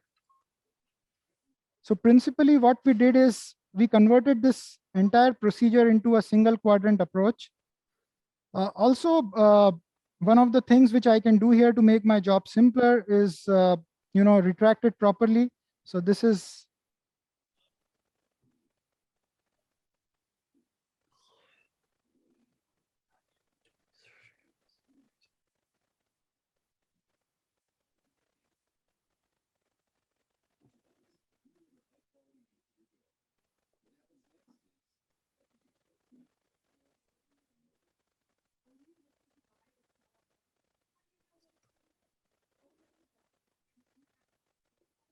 okay. Now, once I have done this, I can reorient myself. Also, I have my assistant, but I have my own grasper, which is a third arm, which can be used to assist me and orient the loop the way I want. There's no problem.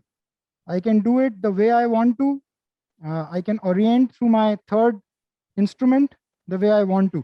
And that, in robotics, usually the triangulation is not such a big deal because any way you hold the needle, like I can release the tension here and then I can do this way. But the beautiful thing is if I do it this way, it gives me more good exposure. So I'll hold it here. Very softly I hold it and then I can arrange the needle. Can you leave it? Yeah. Arrange the needle in that direction so that I can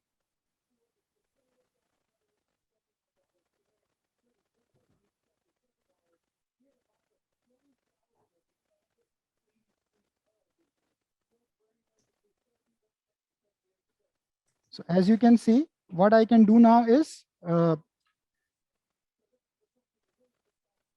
these are my two edges.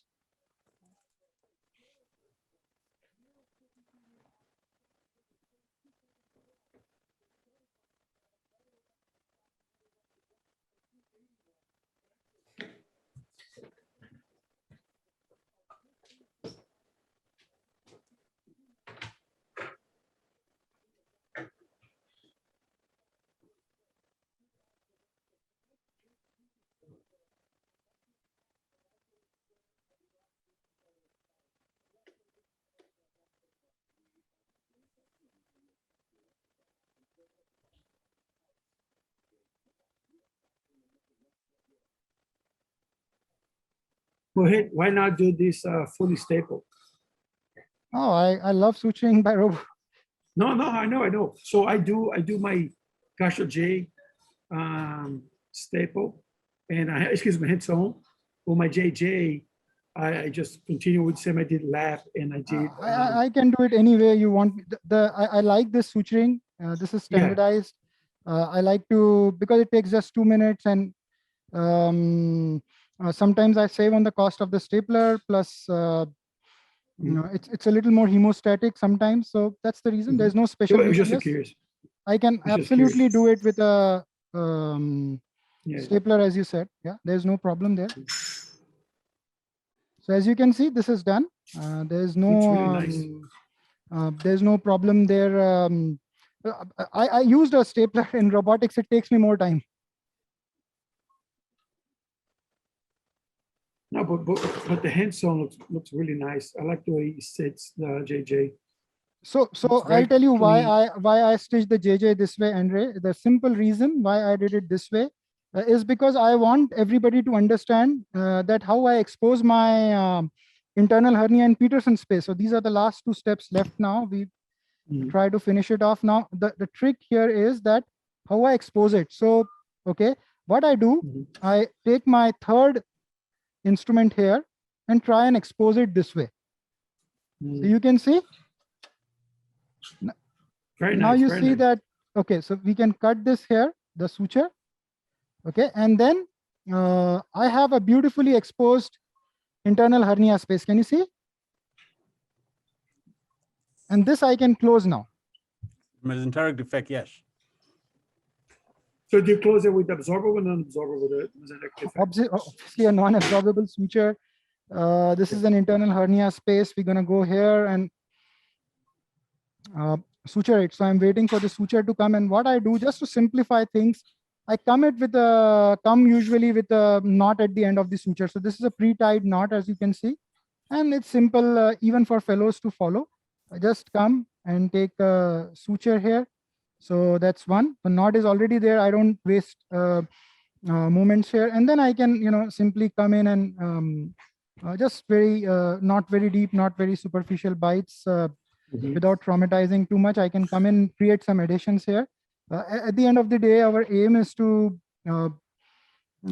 create some adhesions here, which can prevent internal hernia in future, even if this patient loses a lot of fat from this region. So what I do, I usually try and take sutures little close, not too distant away, so that the adhesions are more better with this.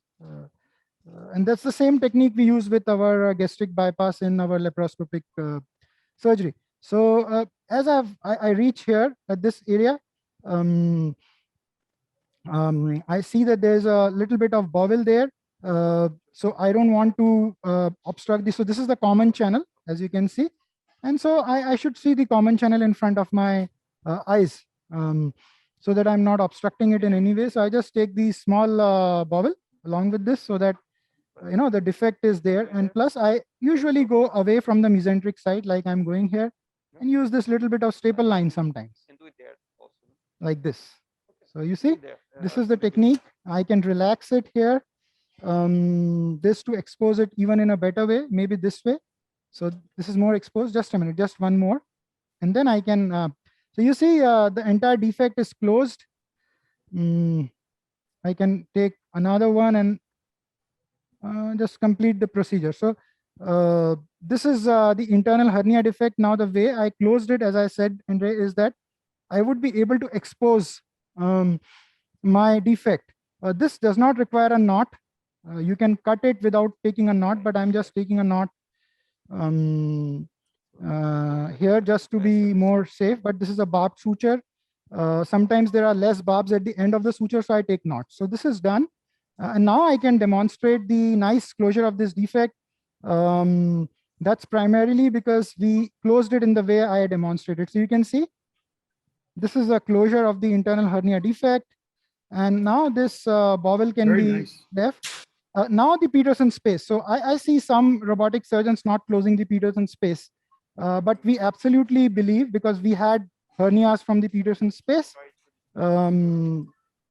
So I close it. It's a little tough in robotics to close it sometimes because you're not changing the quadrant and position of the quadrant. But what technique we use, I'm just going to demonstrate. So what I usually would do is rotate this transverse colon up very slowly.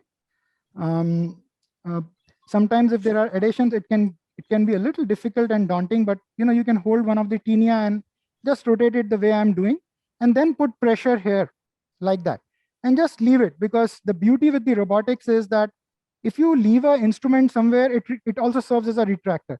So this is where what I do. I can come and hold that part of the tinea or that part of the omentum of the transverse colon, which gives me maximum retraction. So I think this is good. This is giving me good retraction. In fact, this part here is giving me best retraction. So now I'll hold it like that and lock it in place. So now I have a beautifully exposed Peterson space. I'll search for my suture. So my suture is there. Just a minute. It's there. It's there. Yeah. Okay. So now I have my suture, and you can see I have retracted the entire transverse colon up towards my anastomosis. And now I have a good visualization of my space here. So that's my Peterson space. I'm going to come here. You can see that's the space. That's the base of the space. So I will take very slowly. I will go. Even if this step takes a little bit more time, I'm more cautious that I do not create a pseudo space or a micro space for a hernia to happen if it's not happening in the very first place. So that's what we do. Once I have taken, just leave it. Once I have taken the base suture, just pull it. Once I have taken the base suture, I would make sure that the base suture is perfect. So here I would take another one just to make sure that I'm not leaving any gaps. Yeah, just remove it. Just take it out. Yeah. So if you have good assistance, this can be easier. Because why this can be easier? Because you have limited space to move, and that either can become by the assistant retraction. So this here can come by retraction by the assistant, or even you can retract it. So simple step is hold the suture here and pull this tissue, and then ask the assistant to retract it, and you can come in. So this is the base, nicely secured, 4 or 5 points, 4 or 5 points secured base of the Peterson space. Now it's simple, because now you have the space right there. These are the two borders of the space. I can come in with my needle driver every time. I can use the assistant's Maryland to take the needle, because I am also doing with this hand some retraction, so that I have good vision continuously while I'm going up towards the kifilard end. So you see, very nice retraction by this is my hand, which is retracting, because there is a lot of fat which is close to the omentum in this patient. And so I'm just using the assistant's Maryland for cinching the suture every time and retracting. So I come here, and again, the same principle. We are not taking the sutures too wide apart, because we want good fibrosis to be created, and that fibrosis will stay with this patient for a longer period of time. As I reach here more towards the top, I'm going to expose it in a better way. So you see, I still have a gap. I come here.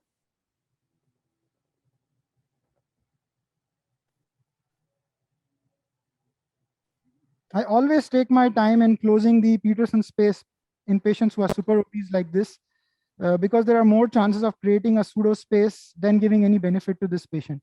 So always a slow step, but more in the benefit of the patient. I think now we are very close here, very close to the anastomosis, and I can actually take 1 or 2 throws of knots and just leave it. So this is it. I'll again demonstrate the space which I closed. So we started from the base, and the way I retracted it was very simple. We are using the, can you cut this for me? Then I can demonstrate. Thank you. So what we are trying to use is the CADA forceps, the Progress 1 to retract this entire space. See, I retracted this space like that. And because I retracted it, we could see this defect. So now I can take you to the defect. So this defect is completely closed here, which is the Peterson space. So I will again do a quick recap of the procedure, and then we can have Manuel demonstrating the endoscopy of the. So the first step I did was marking both the limbs, the biliopancreatic and the alimentary limb, at 90 and 120 centimeters. This was the gastrojejunostomy, which we did, which was done after making the pouch. Then we divided the bowel here, came in to do the jejunojejunostomy. And once the jejunojejunostomy was done, we closed the internal hernia defect, which is this. And then finally, this is the internal hernia defect. And then finally, we came in, retracted the large bowel and closed the Peterson space. So that's it. Now I can have Manuel come in with the endoscope to just finish off the procedure. Hi, Mohit. Hello. Yeah, Professor Manuel Can you hear me? Gabor does not need to be introduced. I'm sure you all know him. He is the traveling endoscopic bariatric surgeon.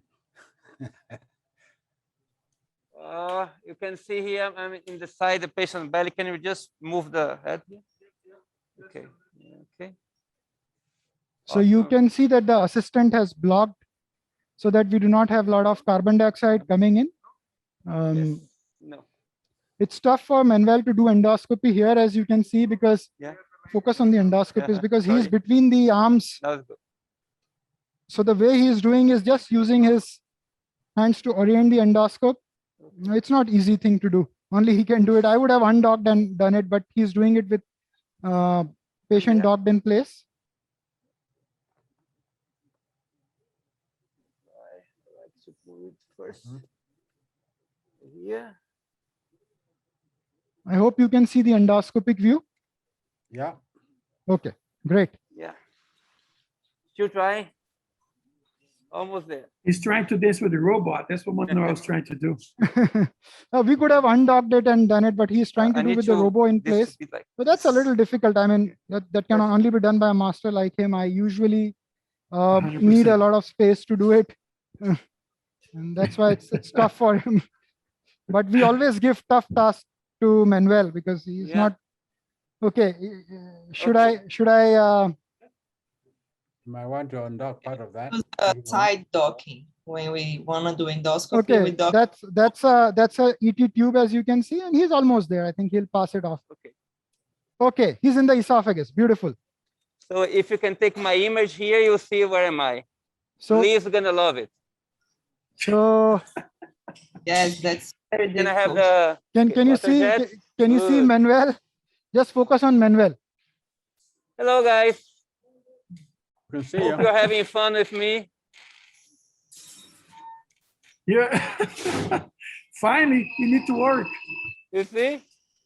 Yeah. Okay, I'm getting there. You see the beautiful suture line. I can Mhm. see the light of the laparoscope. It helps me to get in, especially when it's hands-on. So I have to take quite some cautions not to damage anastomosis. And I'll not force if I cannot see it, but I can see here. Now it's time to a little bit adjustment. It's really not easy, but life sometimes is not. I'm not forcing anything. And you can see here, that's the anastomosis of Mohit. Almost there. It is a calibrated anastomosis. So you can see Okay, the now I'm jejunum there. Now I'm in. You can see the light. That's a Okay, good journal. Yeah, yeah. now it is the bowel. I'll try to show you the limbs. The blockage is the blind loop. And that's the blind loop. Okay. And maybe this is the alimentary. Yes, it is. But what's important here is to check the surroundings. Okay. Andre, Okay. Yeah. Do I work? Do I owe a candy? Yeah. Okay. I'll say another thing. Looks great. Okay, That's let's see now. The next So while we are on our way back, I think it would be beautiful to see how this anastomosis looks like, because There we go. most of these things are more beautiful when we are on our big way back, pulling off the scope. Manuel is trying to use some irrigation to make it look more beautiful. He always does that. That's As you a can beautiful. see, that's the Good. anastomosis. What should be the diameter of this anastomosis, Manuel, according to you? This scope is 8.7, 8.8 millimeters, and Mhm. it just passed it very, very, like you can see here. Yeah. So I'll dare to say that's less than 10 millimeters, So, as you guys can see here. Okay. And this That's is beautiful. I think that's well demonstrated. Let me back up now while you're removing the scope. I'll start with Dr. Silva. Any comments about the whole meeting before we pull back? No, thank you for inviting me. It was very good to discuss all of those interesting facts. And only one tip for doing endoscopy with robots is we dock the robot on the left shoulder. So we have the head free for the endoscopist. It can make it easier. But thank you, Mohit. Very good surgery. Mohammed, any comment or statements or questions?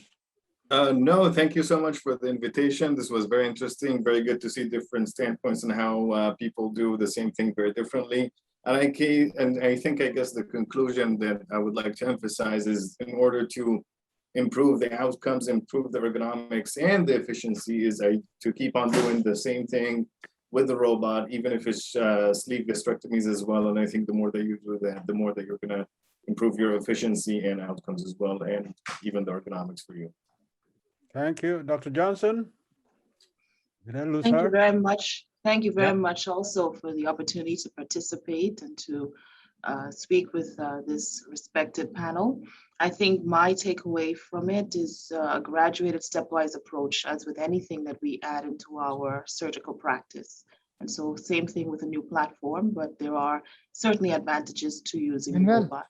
why don't you come here with me? Okay. I will. Can I take it out? Yeah, take it out. Okay. Yeah.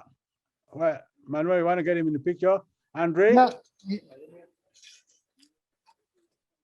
I just want to say thank you for the opportunity to put this panel and the esteemed guests to talk about the robotic, which I'm very, very passionate about it. I agree that with everybody what Yeah, they I am. said today I'm trying in to. terms of Thank you. of Thank you very much. you know, Thank you. repetition is the key. The surgery was beautifully done, as always. Mohit, congratulations. This is an awesome team right there, Dr. Mohit and Dr. Galvão. Congratulations, everybody. Dr. Phoebe, congratulate on VBU 28. And this is a success. Keep doing, even when we pass the pandemic component. But I want to see you guys soon in a meeting, hopefully. Elias, Amit. I want to say thank you. I want to say thank you as well for allowing me to participate. I mean, for me, I guess the take-home message is the robot's here. It's not going anywhere. It's now how do we push it to progress our surgical skills.